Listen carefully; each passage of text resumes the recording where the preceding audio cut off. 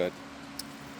Okay, so Christian did a video last week when I was gone about taking a blood draw from a placenta, and we said that we'd do one from start to finish when I got home, and we were lucky enough to have a little girl born this morning. So this is the placenta.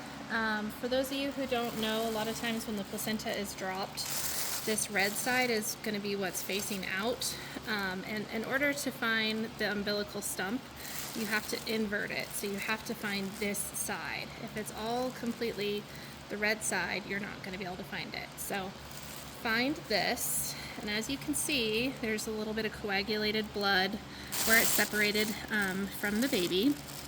And you can see we have all these veins that feed the blood back and forth between the mom and the baby through the placenta. And so what I usually do is I try and find one. I don't know if you can see on the video, but it's dark in there, as opposed to this area right here, which is light between my two thumbs. This area is dark, so I'm assuming there's going to be some blood in there. It takes a little bit of trial and error. Sometimes it looks like there's going to be blood and then there isn't. So sometimes you really have to work at it. Sometimes it's super easy. So what I do is I usually put it between my two fingers here and then my thumb and these fingers. Be careful not to poke yourself. And then I just very easily go in parallel with the vein. Yeah, and that one faked me out. There wasn't really anything in there. So we'll try again on another one. And this can take a while, so don't be frustrated if you don't get it on the first draw. The longer the placenta is in there, the more the blood is going to draw back towards the actual placenta itself.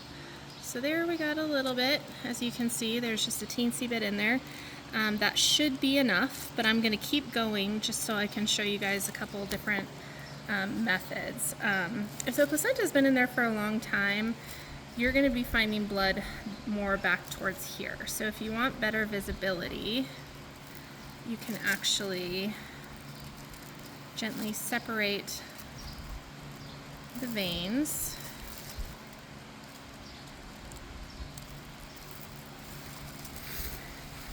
And I'm not pulling super hard just because these are fragile.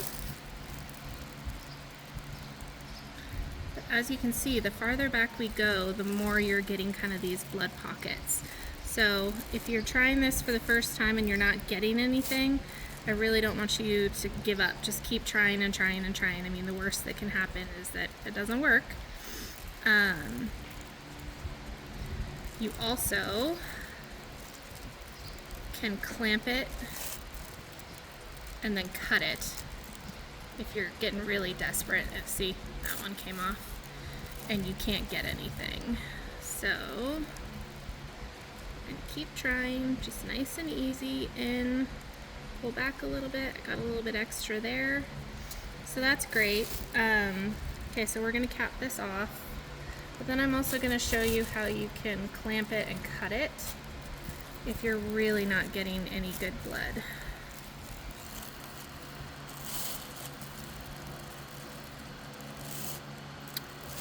This would be a nice pocket to try as well, if you can see right there. So you potentially could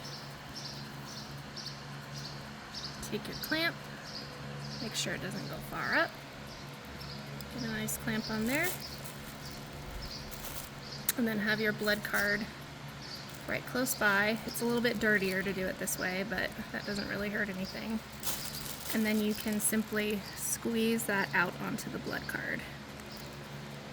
So that's an option, but then now we have the sample that we need.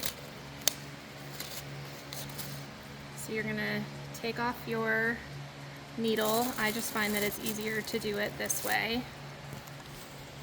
The needle tends to spray a little bit more. So then you want to gently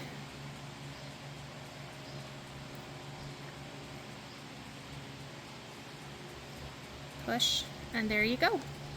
And that's all you need to do. And then while you're in here, it's also a good idea to go through the placenta and take a look at it.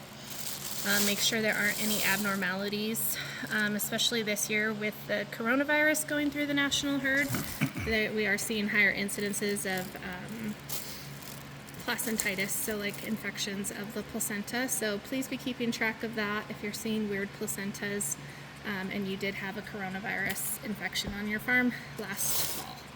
All right, thanks. Have a good day.